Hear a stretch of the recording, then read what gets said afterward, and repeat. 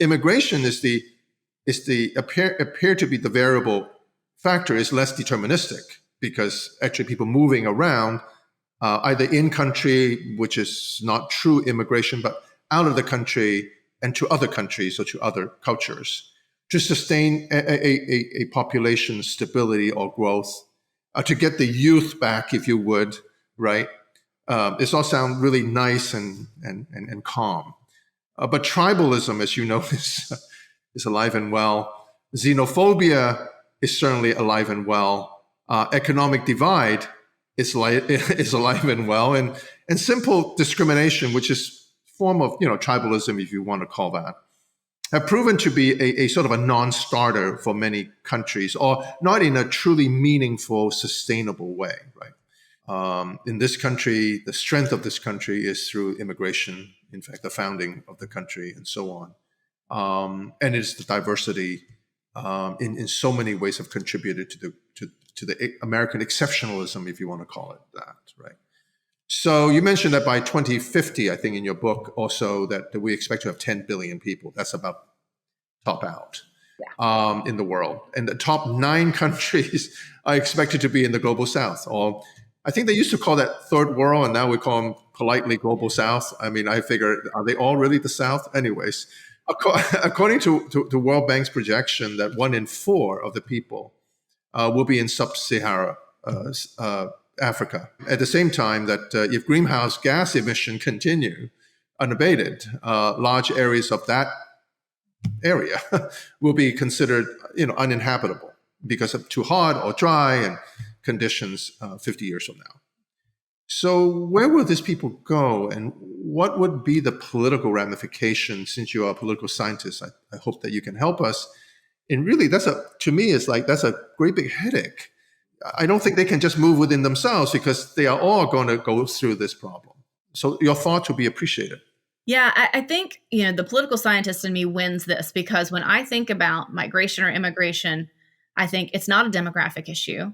It's not an economic issue. It's not a climate issue. It is a political issue. And so we do still live in this world of 200-ish sovereign states. And I feel comfortable saying that, even when we think about the exceptions to this sovereignty. And, I remember being in college at a time when we the buzzword was globalization. And it was the idea that we were going to see this borderless world, and then became a professor myself and so on. And it never happened. Those borders have remained so strong throughout our history, and they stay that way. And so I think that is the important point, though, with migration. People may need to move, and they won't be able to move. So it's really similar to when I talk about how somebody will carry the burden or the strain of population aging. Who will it be? And so who suffers and they need to move and can't? Well, it'd be the person who needed to move and can't move. I think we've had too much focus. It's dying down some, but if we had had this conversation maybe a year and a half ago, the conversation really we would have led with, what about those projections of the 200 and something million people that will be flooding into the world's richest countries? Yeah. And I think most people realize that where that conversation was going wrong is it was entirely apolitical. You're not going to have that number of people flooding in, because they will protect their borders.